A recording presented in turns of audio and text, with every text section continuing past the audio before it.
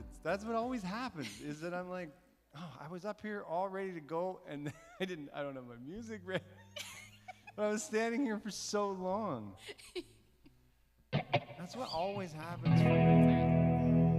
Oh, my goodness. Well, thank you for coming this morning, those of you who braved the weather. A number of people decided not to brave the weather. It's pretty crazy, too, because I went out at 5:30 to go get breakfast, and there was, like, almost nothing on the ground. And by the time I got back from getting breakfast, there was, like, 2 inches in my driveway. It was absolutely insane. And in the time it took me just to order breakfast with the window down, there was, like, half an inch on the armrest of my truck, So this morning, I'm not going to steal any thunder from anybody who I'm married to.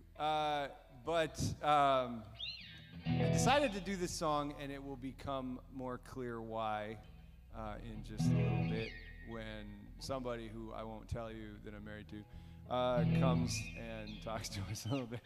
We haven't done this song in like so long, too, so.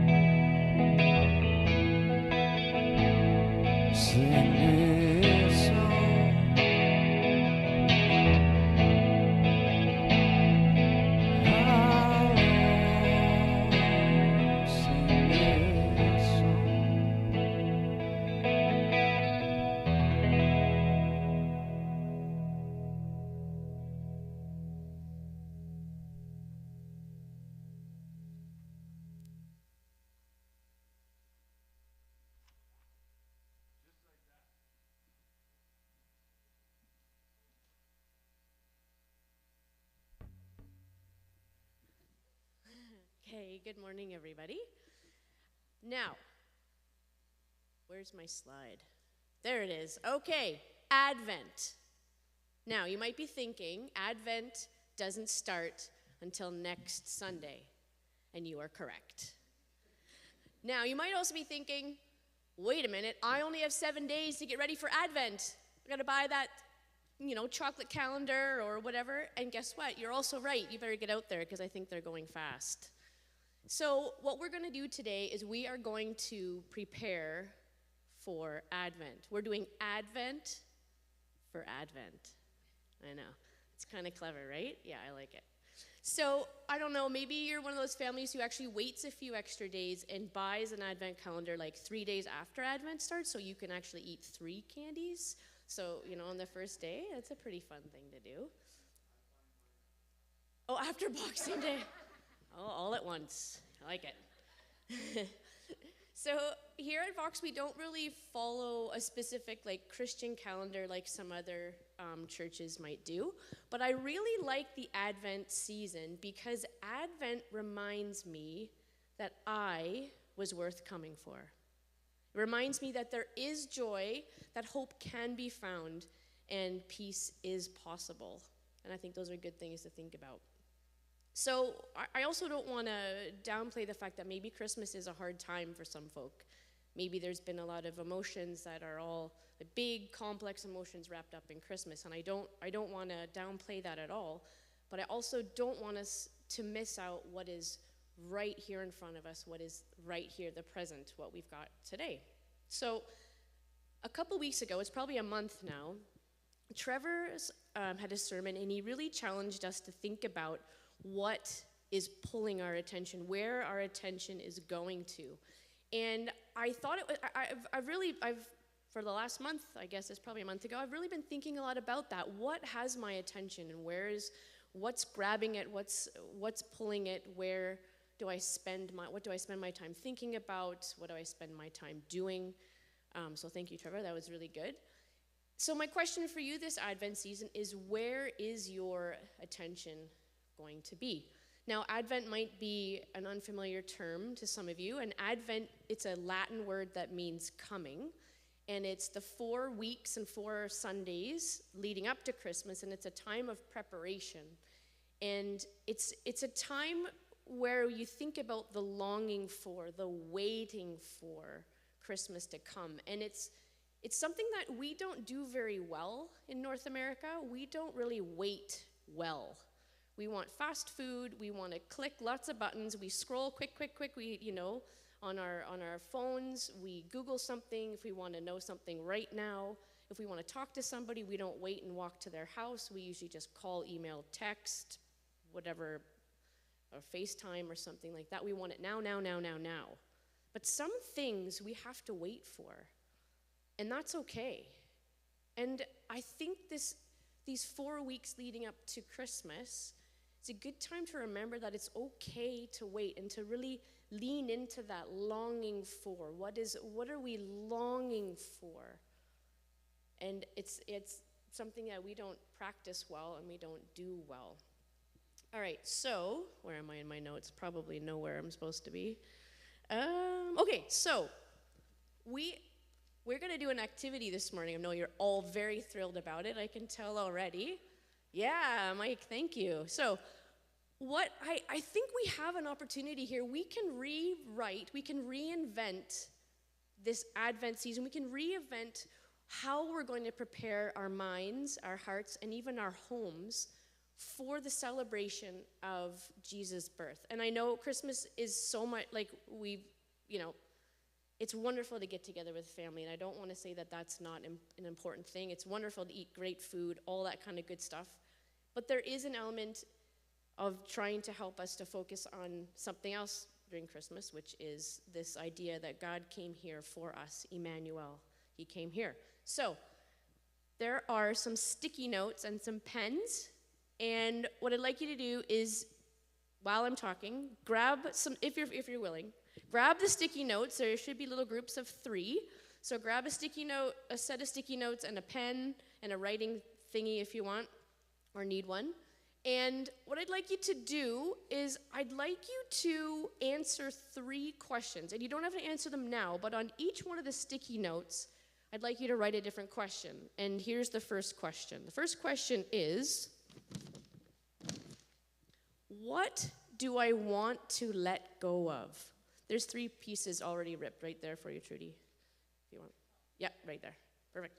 What do I want to let go of? Is there something that's pulling your attention this Christmas or during Christmas seasons that you want to let go of? Is it worrying about the perfect turkey, the best present, the most decorated house? Do you feel like you have to go to every single Christmas gathering? Do you have to see every friend? Are you the person who has, those gifts wrapped under your tree just in case you forgot somebody? Something like that. You don't have to answer that question right now. But the first question is, what do I want to let go of? The second question is, what do I want to add? What is something that you think might help you to bring some focus to Christmas this year? Is there some Advent readings you'd like to do? Maybe watch some movies, some music? Is there a friend you want to meet with, have coffee with to, encourage and that kind of thing? What is something that you want to add that will help you to focus this Christmas? And the last one is, what do I want to remember? Is there something that you've done in the past that has been really meaningful to you, that has brought to Christmas or brought to Advent season, that has been some life-giving, that has brought you joy? Think about that one. And then, if you would, at the bottom of each page, write this phrase: I was worth coming for. Something extraordinary, really, that the creator of this world came here for us, came for me specifically, came for you, came for you, came for you, all of us. He came here for us. And that is really what Christmas is all about. So before we go to the break, which I'm assuming is happening after this, okay? There is hot chocolate, by the way. You're missing out if you're at home. So before we go to break, I'd like to read a song to you. It's an old song. It has lots of thee, thou, though, this, and all that kind of stuff in it. But try to follow if you would. It's a song that I visit, that I go to when I really feel like my mind has gone in 100 different ways and none of them helpful. It's a song I go to when I really want to remember where my attention needs to be. So here's the song. Be thou my vision, O Lord of my heart, not be all else to me save that thou art. Thou my best thought by day or by night, waking or sleeping, thy presence my light. Be thou my wisdom and thou my true word, I ever with thee and thou with me, Lord. Thou my great Father and I thy true Son, thou in me dwelling and I with thee one. Riches I need not, nor vain empty praise, thou mine inheritance now and always. Thou and thou only first in my heart, high King of heaven, my treasure thou art. High King of heaven, my victory won. May I reach heaven's joy, O bright heaven's sun. Heart of my own heart, whatever befall, still be my vision, O ruler of all. All right, we're going to break. We'll see you soon. No, we're not going to break. What? Birthdays. I gotta do stuff. You can't just Don't go right yet. to break yet. Oh, and these sticky notes, put them in places like on your mirrors, in your car, by the sink in your kitchen, and I'm taking up way too much time. Okay. It's Nathan, you're good. Oh my goodness. That was good. We should get Carrie to preach.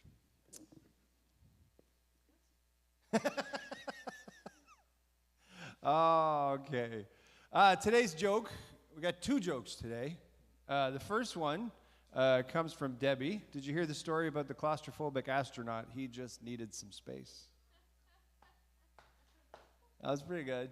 And Dave sent me one that I liked. It's a math joke. Those are always funny. There's a fine line between a numerator and a denominator.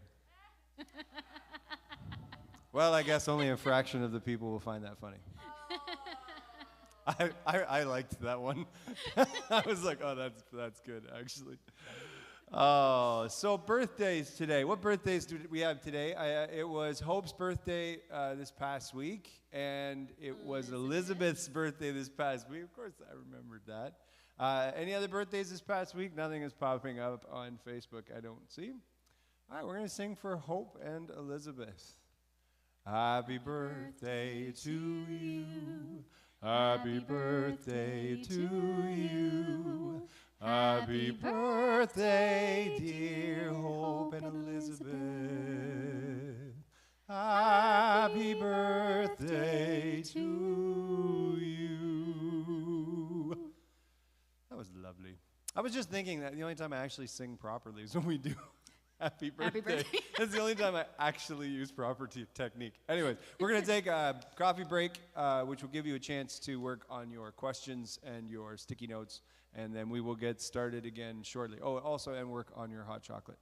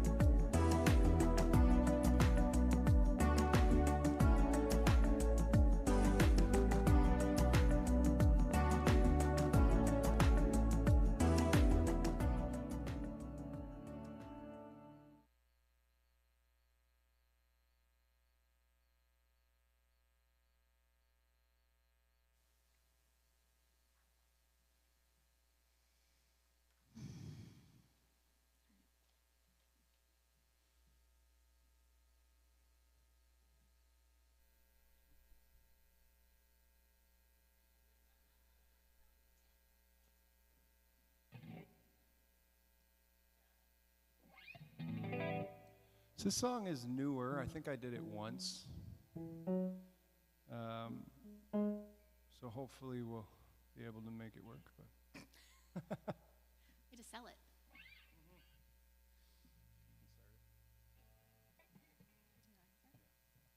This is Good Good Father?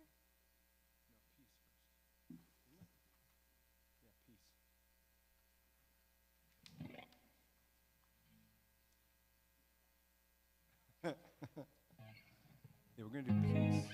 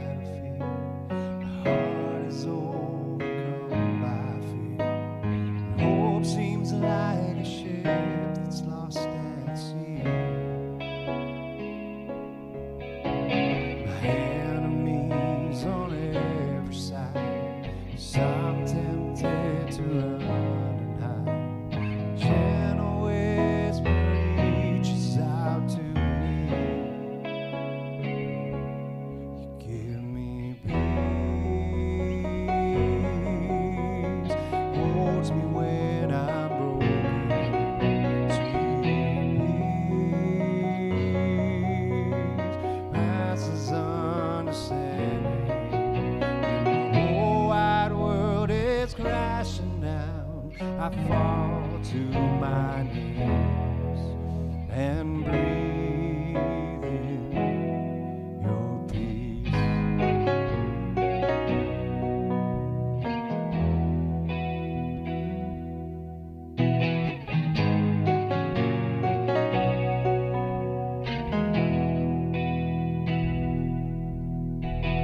Fiery arrows whistling, terror of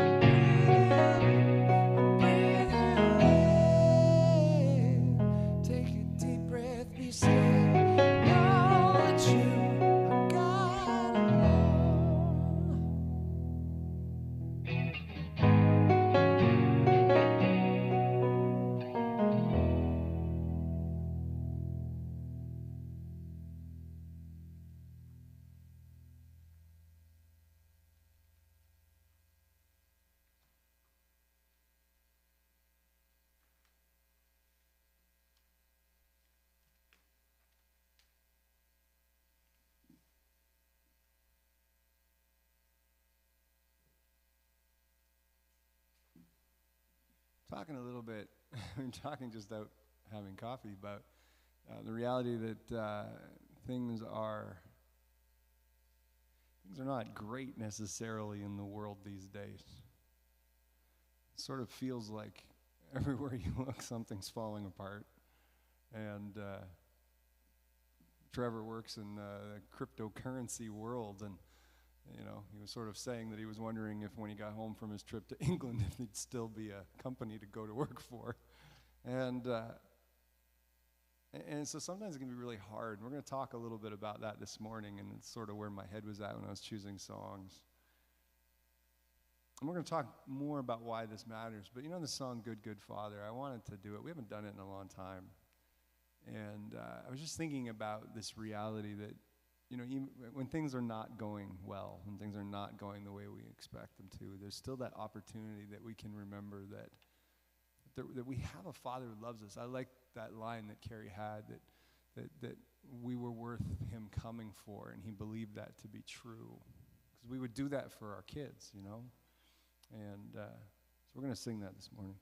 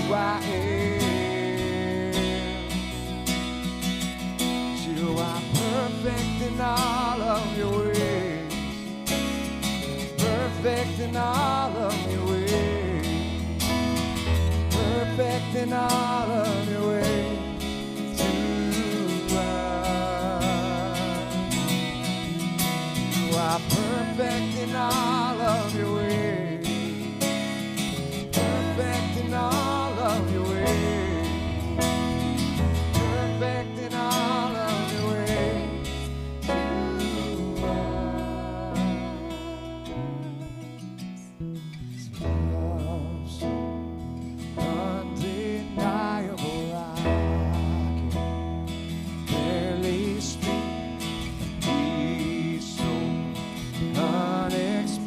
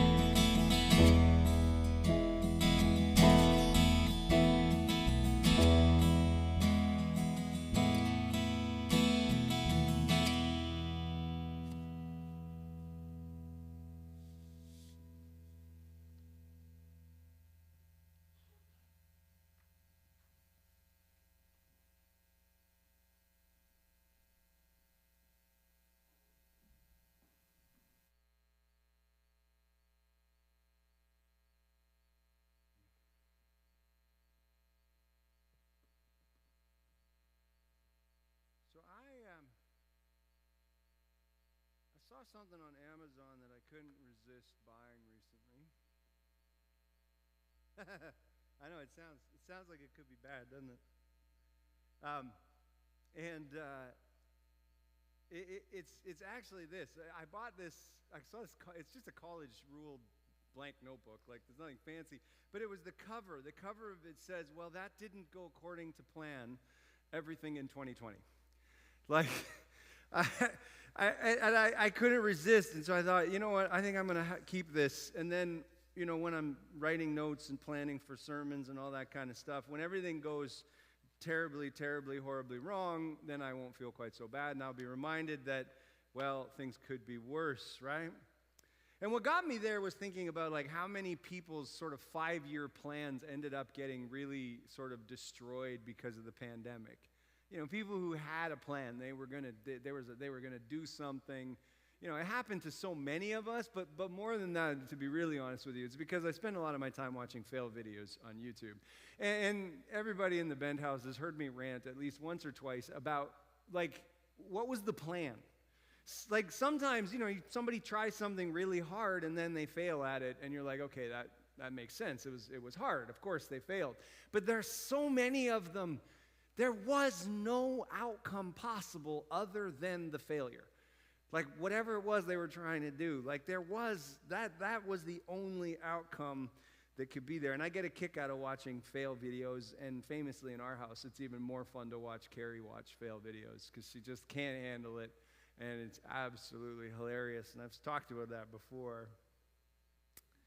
But the truth of the matter is, our plans don't work out a lot of the time, right? Our plans don't work out a lot of the time. We think that they're going to, we plan for them to work out, but they don't really. I think if we were keeping track, more of our plans don't work out than do work out. I don't know if you've seen the commercials for FanDuel, all the online gaming now that it's legal in Ontario. We watch football on Sunday afternoons, and every commercial is for one of these online gaming things. And one of them is actually kind of, it's bad because it's going to destroy people's finances. But the commercial makes an interesting point, and it's that they're like, before you even got to the game, you already made a bunch of bets. You bet that you were going to get the directions right. You bet that you were going to get a cab. You bet that the food was going to be okay. Like, it's kind of interesting, and it's some people going through life, and they're underneath all these different things. You bet that you were going to get to the bathroom on time, and it kind of like has odds for all of these different realities in our lives. And I thought watching it, I'm like, it is kind of true. We all go through, we go through life pretending that it makes sense, and we're pretending that everything is going to happen the way we want it. But really, we're deluding ourselves into thinking that we have more control, we have more say that in the outcome than we really do. And sometimes I think we feel almost failure when our plans don't go the way we want them to. But at the end of the day, there's so many things beyond our control that are required for these things to happen in our lives that it's not really our fault sometimes. And I got thinking about all of it because today's passage is Jesus getting arrested. It's John 18, 1 to 14. So Jesus has just finished this big chat that he's been having with the disciples at the Last Supper. Especially in the book of John, it's a big, giant passage where Jesus is sort of giving them all kind of his last-minute instructions. They don't know that because they are still not quite catching on to what's about to happen, but Jesus is giving them all their last-minute instructions, and he's trying to get a bunch of stuff across to them. And so they've just sort of finished this whole kind of prayer session. Jesus has just prayed for them, and then they head out to the Garden of Gethsemane. Now, in the book of John doesn't go through all the Jesus praying and asking God to not have to go do the cross thing. He doesn't do all of that. That's in the Synoptic Gospels, the other Gospels. But all of that has taken place. So Jesus, they've had the supper together. They've headed out to the garden. Jesus has done all that kind of stuff. And then things take a drastic turn for the worse. And Jesus gets arrested. Now, I want us to try to put ourselves in the disciples' shoes for a second if we can. I always talk about the disciples were actual people. They were real people in a real time in a real place. They were like you and I. They were trying to get through life. And I want us to understand and feel what's going on by the time we get to what happens in the Garden of Gethsemane. There we go. I got it right. Okay, so first off, most of these guys would have been raised to believe that the best possible thing that could happen was to become the disciple of a rabbi. That's what you wanted. You went to school, you tried to be the best that you could be, the best of the best of the best, and you kept going to kind of the next level. But these guys were all chosen doing something with death. They were all chosen doing the family business. A whole bunch of them obviously were fishermen, which means they didn't get chosen. Now, the reason that matters is because Jesus comes walking along and says, I want you to follow me. I want you to be my disciple. That would have been the best day of their lives. The fact that they all leave everything behind and follow Jesus isn't because they're absolutely incredible people with incredible faith. The reason that they do that is because, of course, they would want this. This is what they wanted before. They're getting a second chance at something that they didn't get the first time around. And so they get this chance to be a disciple of a rabbi. But then they start to realize that their rabbi is a little bit different than the other rabbis. And then they've been walking around with Jesus for 3 years. They've been watching him do all of the things that we've been studying about for the last, I don't know, how long have we been in the book of John? 10 years? Something like that. Like, they've been watching him do these things. They have seen, like, to start things off, they saw Jesus turn water into wine, which would have been a fabulous trick and one I'm glad I can't do because it would cause a whole lot of problems. But like, they watched Jesus turn water into wine. They saw Jesus heal entire villages full of sick people. One after the other, after the other. They saw people who couldn't walk, and Jesus would come along, and he would pray for them, and they would get up, and they would walk. They saw Jesus bring someone back from the dead. A couple people back from the dead. Lazarus is still wandering around with them. They saw Lazarus walk out of the grave. And as all this stuff has been happening, as they saw him feed 5,000 people with one kid's lunch, after they saw all these things, they've been starting to think that he's the Messiah that they've been waiting for hundreds of years. For hundreds of years, they've been waiting, and they are starting to believe that he is the Messiah. He's the one they've been waiting for. So much so that they've said it a couple of times already. And then they are so sure that at any moment, Jesus is going to take over. Somehow God's kingdom is going to come. They believe that Jesus is going to overthrow the Romans. They aren't going to be oppressed anymore. They're going to be ruling. They believe this so strongly that just a little while ago they were arguing about who was going to be number two. Who was going to be second in command when Jesus came into his kingdom, they said. So this everything in them is believing that at any moment this is going to happen. And now they're in Jerusalem for Passover. If it's ever going to happen, it's going to be now. It's got to be now. Of course it's going to be now. And they know that Jesus has been weird the last couple of days. He's saying weird stuff. And they don't really understand it. Later they're going to look back and go, oh yeah, I get what was happening. But they probably think that Jesus is getting weird because it's about to happen. It's going to happen. It's going to happen. It's going to happen. And they go and they have this Last Supper, and Jesus is giving them all these instructions, and then he's praying for them, and they're like, all right, here we go, here we go. And they go out to the garden, and Jesus prays, and they have a little nappy nap.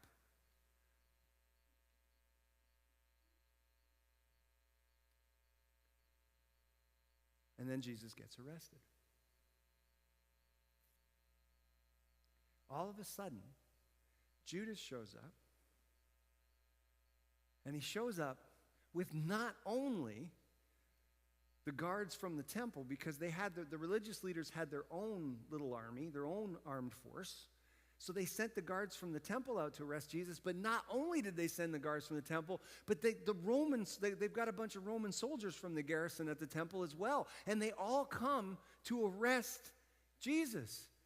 And then shit gets real, because Peter gets all upset and he pulls out his sword and he chops the ear off of one of the guards, and everybody's freaking out a little bit, and they're like, we're looking for Jesus, and Jesus says, I am. And they all fall down, which is hilarious because he uses that that divine name again. All the soldiers fall on the ground. You imagine being one of the disciples, like, okay, maybe things are going to turn around again. Now, look, he's got power. Obviously, they all freaked out for a second.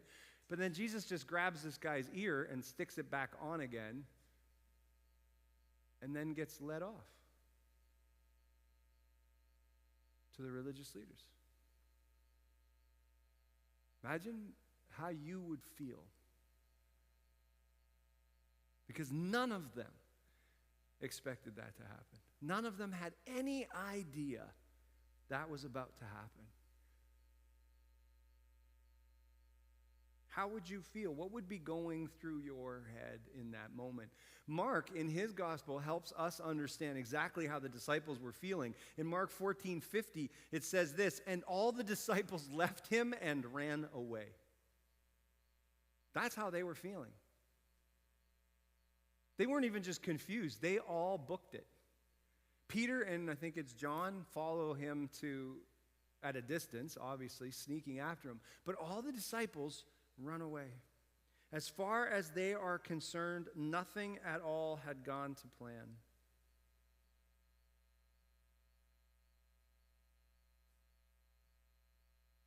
So what about you? What about you these days? What about you?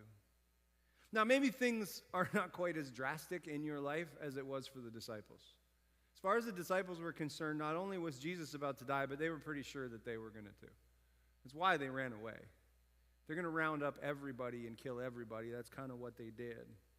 So maybe things aren't as drastic in your life as for them, but have things gone according to plan for you lately? Are things going well now? Maybe for you, things have gone wrong. They blew up, got screwed up, failed. Maybe things didn't go how you believed they would go in your life recently. I don't know. Or maybe even not so much they didn't go how you believed they would go, but how you believe they should go. Maybe part of the problem is that you feel like you deserve for things to be going differently. You've worked hard, you've tried hard. Maybe when it comes to faith, you feel like, I tried to do what God wanted me to do, and I tried to live my life the way that God wanted me to live my life, and if I do that, then shouldn't things go better for me? Shouldn't things not be the way they are right now? I don't know. Maybe you feel cheated this morning or wronged by God. Maybe you're upset about something that God did or God didn't do. Maybe you are angry inside and you just can't seem to shake that anger. It's just in there really, really deeply. Maybe you're hurt or confused. I've been wrestling with this idea of what we do when things don't go the way we want them to. What do we do when things don't go according to plan? What do we do when everything seems to have blown up? The idea of lament, we've talked about a few times. I talk about it a lot when I'm leading worship. The idea that there has to be room in our relationship with God, not only for praise and not only for us to ask God for things, but there has to be room to be angry and upset. There needs to be room to be sad. And so I think we start with this idea of lament. I looked up the definition of the word. It means to mourn aloud. There's something about that, aloud, not quietly, not to yourself, not to just sort of turn it over and over in your head, but to mourn aloud, to wail, to express sorrow, mourning, or regret. And I love how the definition says, often demonstratively. People should, if somebody was nearby you, they should be able to tell that you are lamenting. You almost can't lament secretly, maybe. And this idea of lament is popular, and it exists in Scripture a lot. In fact, there's an entire book called Lamentations. It's a book of laments. It's a bunch of laments about the destruction of the temple. And the writers are just laying it all out before God, their hurt, their sorrow, their brokenness, their anger, their frustration, their confusion, and it's an entire book of the Bible dedicated to that.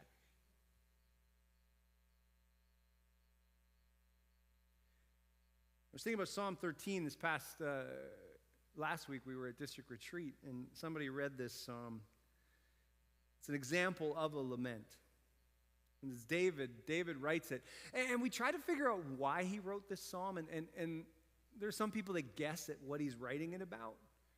But I actually think that at the end of the day, I think there's a lot of moments in David's life that this could have been about. And when I hear this psalm, there's moments that I kind of feel like I connect with it. How long will you forget me, Lord? I've been there sometimes where I'm like, hey, are you paying attention? Like, are you paying attention to what's going on down here?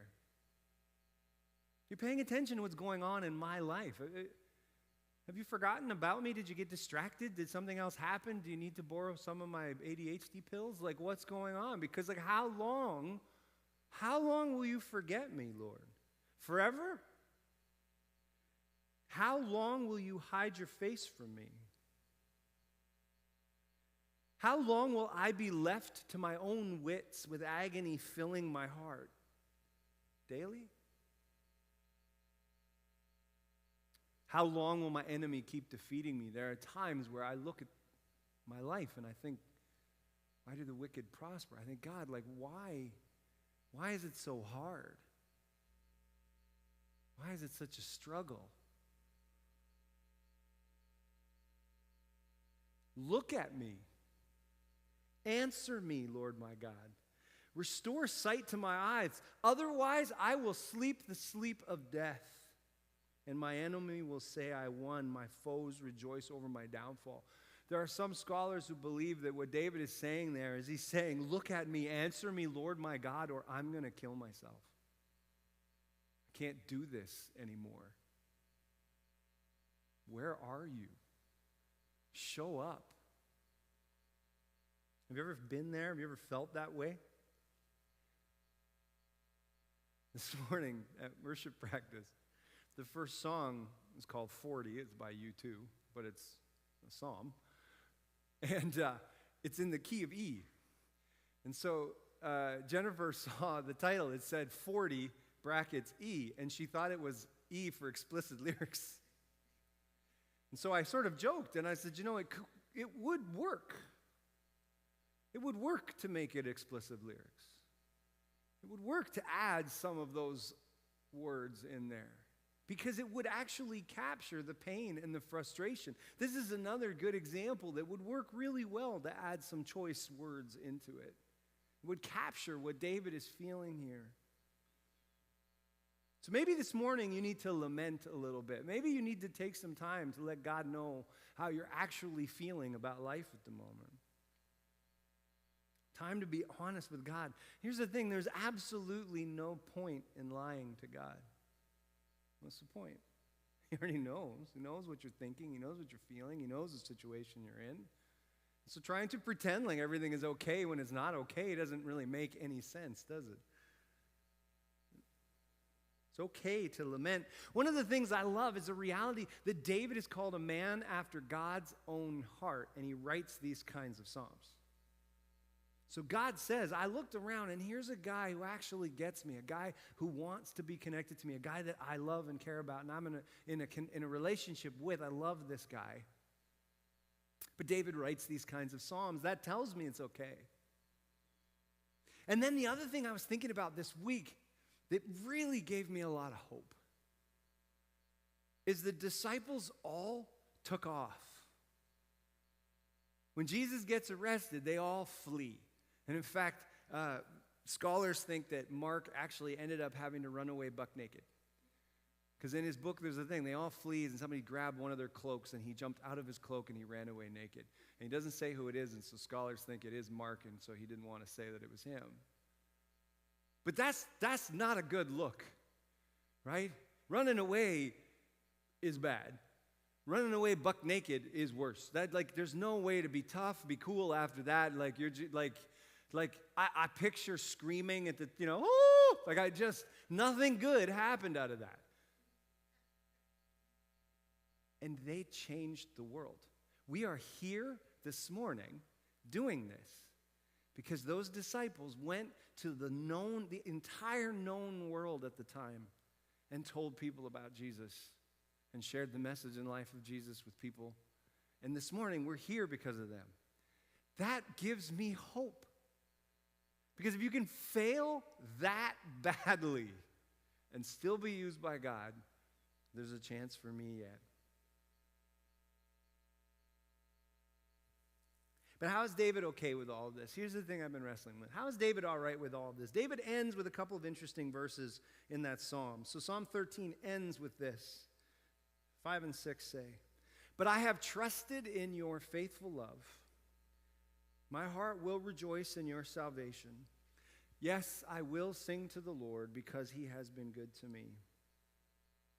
The key is in the tenses here. Look at the tenses. Yeah. "But I have trusted in your faithful love, and I will rejoice. I will sing because he has been good." David looks backwards in order to look forward. He doesn't look at what's going on right in his present, because what's going on in his present is crappy. What's going on in his present is anger and hurt and pain and frustration. His enemies are coming at him, and in his case, it was very literal in his case. People were literally trying to kill him often. And so instead of getting frustrated, he looks back at God's track record, and he begins to base his faith on what God has already done in his life. Faith isn't certainty either, right? Faith isn't certainty. Faith is this understanding that doesn't know for sure, but he's decided to put his trust, he's decided to place his faith in something, and that is ultimately in God. And ultimately what he's decided to do is put his faith in the reality that God is bigger than the problems that he's having. Now here's the thing, I'm talking about something this morning that I haven't really finished wrestling with. At Vox, we try to create a place for people. The fancy term is deconstructing, but most of you are here and have stuck around, and most people kind of come to Vox because they have struggled with faith, and they've lost faith. Their faith has been very difficult, and they weren't sure what they believe anymore, and so there's a period of kind of tearing it all down so we can start to build it back up again. And there's this concept, this theological concept that I struggle with in all of this, and it's the concept of the sovereignty of God. It's the idea that God is king. I struggle with it a lot because our example of kings are almost all bad. It hasn't been a good thing for humanity for the most part. Most kings were evil. Most kings were selfish. Most kings took advantage and oppressed and all this kind of stuff. And so I struggle with this idea of sovereignty. I don't know what to do with it, but it's a doctrine that flows all the way through Scripture. And so it's one of these things that we have to actually deal with. It's one of the ways of talking about God that flows from Genesis all the way to Revelation. Now, the fancy definition of the sovereignty of God is this: to affirm that God is sovereign is to affirm that God reigns universally and invincibly. God's sovereignty implies his absolute ownership, authority, and control over all things. This idea that nothing is outside of God's control or beyond God's control. Nothing is outside of his reign as king. Psalm 47:2 is a good example of the titles, right? Because the Lord Most High is awesome. He is the great king of the whole world. In the New Testament, we talk a lot about the King of Kings, Lord of Lords, this idea that nothing is above or outside of God's control. But it's more, the reason that I've been wrestling with is it's more than just this idea of God as the ultimate boss, God as the ultimate authority, God as the ultimate, almost puppet master. For me, there's this something about it that it has to do with God's size. And I don't know how to put that in words yet. So I thought, well, I guess I'll preach on it. That'll work. But here's the thing, have you ever stood how many of you have stood, like, have seen the Rockies in person? Okay, quite a few. There's something about standing at the foot of the Rockies that is hard to comprehend. It's just too big, right? Like, you get in and you can't get it all in one view. Do you know what I mean? You can't grasp the size of it, the magnitude, thank you. You can't grasp the magnitude of it. I've been trying to understand this reality with God. The first message that Trevor ever preached here was on this idea, and he was talking about the size of the universe, and he had this whole kind of cool slide presentation that was like way out how big the universe is. And the reality that the universe exists within somehow God. When they talk about how many light years, millions and billions of light years, it's insane kind of numbers. And I've been wrestling with what it means that God is this huge, big God. In the book of Job, there's this thing where God is trying to get Job to understand this. Job has been complaining, and finally he gets mad. He's been taking it. Finally he gets upset, and he starts yelling at God, which is okay. We're allowed to do it. And he yells at God, and he says, I demand that you answer me. And so finally God decides to answer Job. And just to make a point, he shows up in a tornado. Just so Job gets the gist of what's going on. Can you imagine? Like, again, this is a moment where imagine it. We had a tornado here last year. So imagine that you've been bitching and moaning and telling God how angry you are, and a tornado shows up, and a voice comes out of the tornado. That's Job. Now you're standing there as a person. Then the Lord answered Job from the tornado. Who is this darkening counsel with words lacking knowledge? Prepare yourself like a man. I will interrogate you, and you will respond to me. Man, I bet Job was like, I have made a terrible mistake. Where were you when I laid the earth's foundations? Tell me if you know who set its measurements. Surely you know. Who stretched a measuring tape on it? On what were its footings sunk? Who laid its cornerstone while the morning stars sang in unison and all the divine beings shouted? You get a feeling of the size of God's strength and power and splendor and majesty. So why have I been thinking about all this? First and foremost, because it's in the Bible. And one of the things that we believe is that the Bible still has some authority, still matters. And we can't highlight our Bibles with a black marker. That's not how we do things at Vox. We try to wrestle with the stuff that we love, and we wrestle and we sit in tension with the stuff that we don't like. And that's part of what deconstruction and reconstruction then is. And so we have to wrestle with the bits that we don't like. And one of the reasons I don't like some of this sovereignty stuff is because it's been used to hurt people for so long. I don't like the everything happens for a reason, trite answers that Christians so often give to people when tragedy strikes. I absolutely love this saying, everything happens for a reason. Sometimes the reason is you're stupid and you make bad decisions. That is 100% truth in my life over and over and over again. And those decisions that we make or the decisions that somebody else makes that then affects us, so often God gets blamed for, and I don't like that. And it bothers me. And so it's not what I'm talking about this morning. Although sometimes it is true that God does have a larger plan going on that we aren't aware of. I can look back at my life and see God's hand at work in my life over and over and over, often saving me from my own stupidity. And that's what's happening in the garden, right? In the garden, the disciples think that everything has just gone wrong. And the truth of the matter is, it's the beginning of everything going right. They think that it's the end of the world, but it's the beginning of the new world. They think it's the end of their lives, but it's actually the beginning of a new life. They think that the evil one is winning. Quite frankly, so does the evil one. But he's about to lose. And so sometimes that happens. But what I'm still working on is the idea that God is big enough. What I'm still working on is this idea that God is big enough.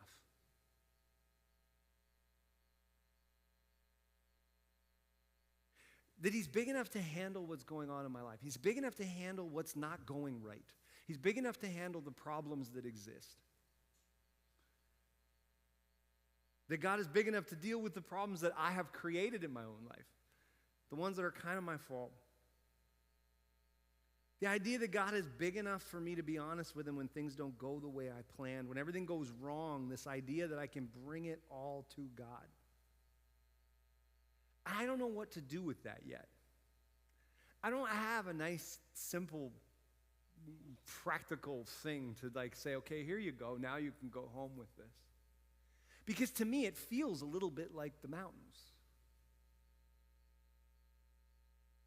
Sometimes I think it's a bit like one of the reasons I love backpacking is that when we're out there, and I'm standing on top of a mountain looking out over a mountain range, it just feels like it just keeps going forever and it disappears. My problems feel so small in context. And there's a part of me that thinks there's something there with this idea that when we allow ourselves to go and to be with God, allow ourselves to be impressed with how big he is, we start realizing that at the end of the day, it's not my problem. I don't have to solve everything. That when I start scrolling through the media these days, I am not responsible for trying to fix the collapse of the cryptocurrency markets.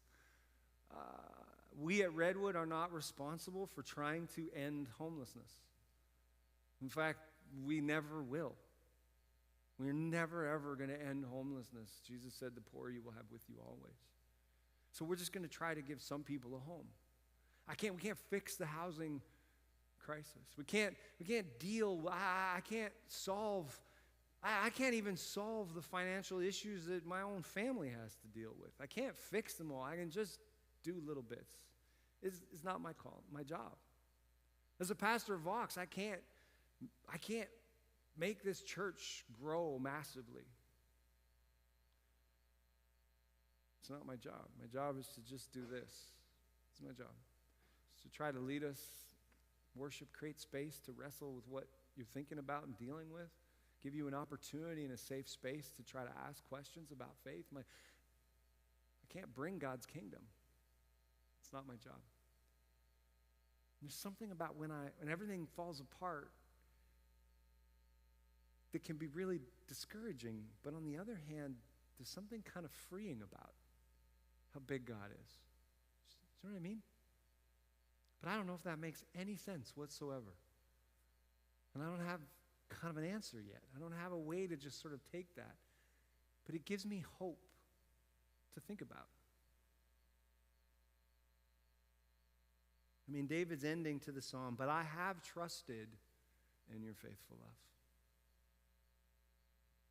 My heart will rejoice in your salvation. Yes, I will sing to the Lord because he has been good to me. So where has God shown up in your life? You got some fancy pants sticky notes. Maybe you can add that on there. I don't want to wreck Carrie's plan. I'll get in trouble. Where's God shown up in your life in the past? Right now, if you're angry, right now, if you're frustrated, can you look back and actually see him? Can you look back and see that he showed up? Roy talks about this with his testimony. There was a moment where he just about was done with everything. And all of a sudden he began to realize, and I love the line he says, but it was Jesus. It was always Jesus. He could look back and he could see all of the moments that Jesus had shown up in his life, that it all led to where he was, that God had been at work all that time. Where have you seen God in control, sovereignly working things out?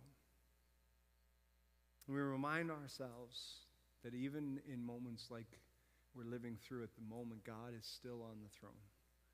God is still sovereign, even when it doesn't feel like it, even when it seems as if everything is all falling apart. It doesn't make it go away.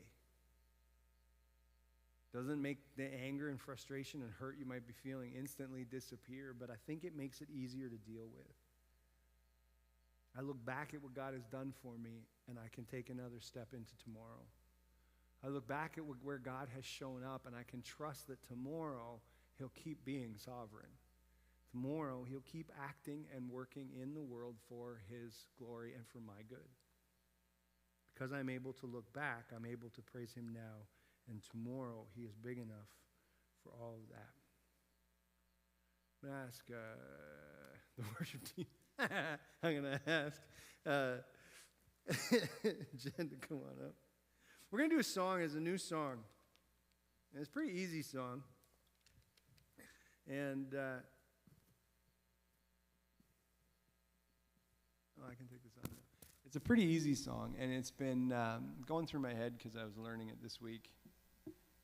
And it has been helpful for me when I am struggling a little bit to put some things in perspective. So we're going to try this one. But before we do that, let's just pray.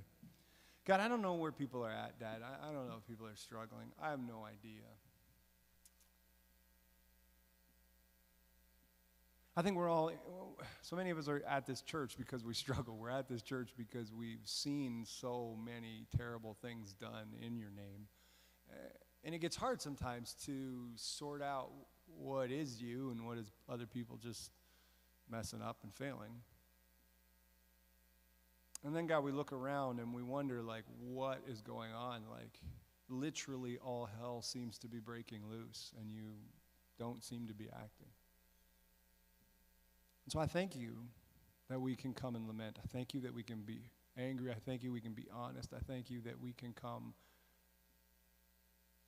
transparently before you, and you're big enough for that. And God, I thank you that we can trust that your track record is good enough, that you are big enough to deal with the problems around us. So God, would you help us to encourage each other? I think there's a lot of us who have been discouraged lately. We are leaking courage.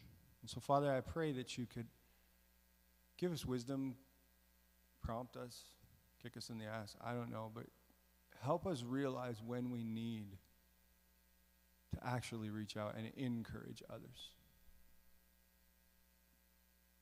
Because things are not as bad as they seem. And you are still on the throne. And so we are grateful for that. And we pray that you would help us to understand and to live in what that means, the truth of what that means.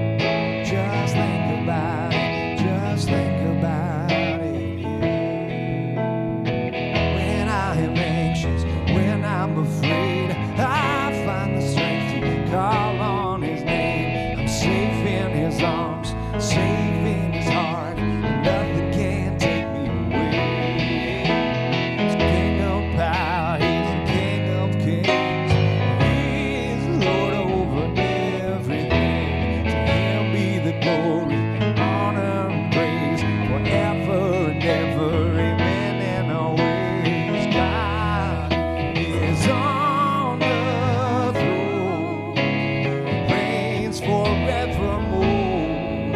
Just think about it, just think about it. God is always good. He loves like a father should. Just think about it, just think about it.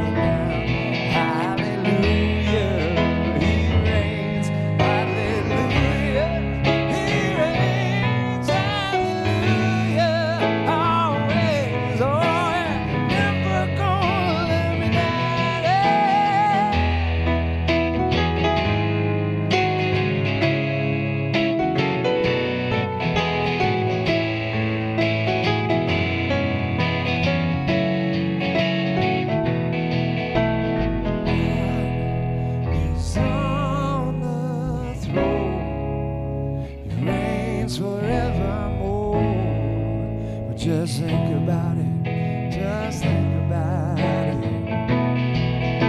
God is always good. He loves like a father should. Just think about it.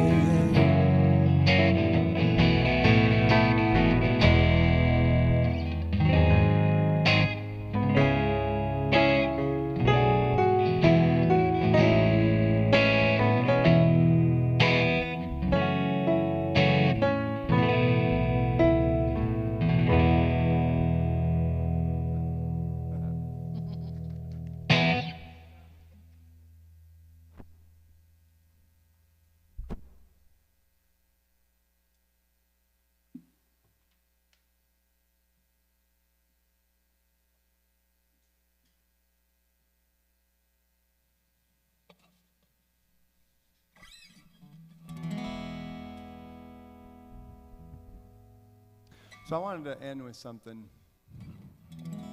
maybe a little more upbeat, because I was cheery. But I mean, it is the rest of Jesus, so like, you know, can't be that cheery. And Carrie's got us worrying about Christmas now, so that'll solve things, you know. You go home and be all happy now, because Christmas is coming. I won't be as happy because snow plowing is coming, but you know. But I wanted to end with something, And one of the things that we talk about often is that even though a lot of us have struggled with faith, even though we still currently struggle with faith, I love this song, Firm Foundation. That Christ is my firm foundation. That for so many of us, we gave up on so much of religion, but couldn't quite shake Jesus. He still makes sense. I had this discussion yesterday in the pub, and then get my sermon done because I ended up having this big, long conversation with somebody about how Jesus still makes sense. And as we talked, I was able to just sort of keep saying, well, Jesus sort of talked about this and about this, and I started kind of putting this worldview forward, this way of seeing the world that Jesus talks about. And the person I was talking to was just sort of like, yeah, it does make sense. He might be the only thing that makes sense. And so I kind of thought it would be a great way to sort of end things off a little bit. So.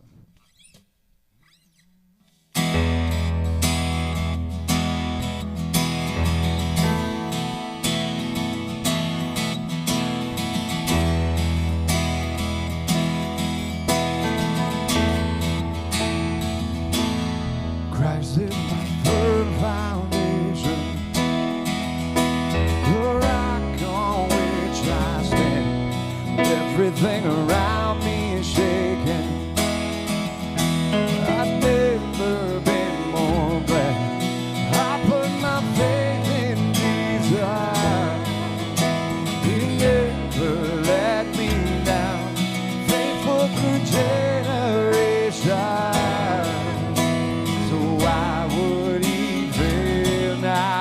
He won't. He won't. 'Cause I still got joy in chaos. Got peace that makes no sense. I won't be going under. I'm not held by my own strength. 'Cause I build my life on Jesus. He's never let me down, faithful through every season. So why would he fail now? He won't. He won't. He won't fail. He won't fail. He won't.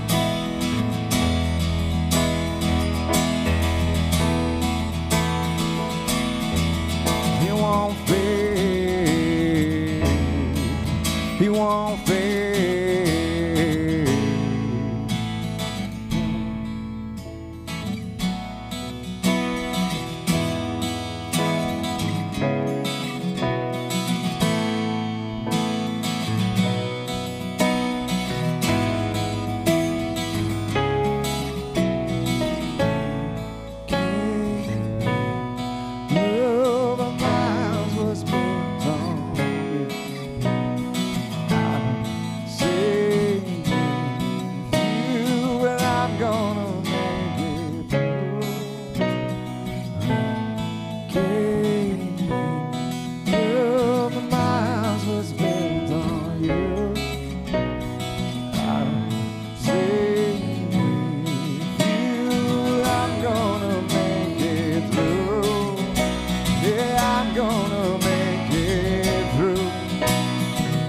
Standing strong on you, I'm gonna make it through. 'Cause my house was built on you. 'Cause Christ is my firm foundation, the rock on which I stand. Everything around me is shaking. 'Cause I've never been more glad I put my faith in. Never let me down, faithful through generations. So why would he fail now? He won't. He won't. He won't fail. He won't fail. Nah, he won't. He won't fail.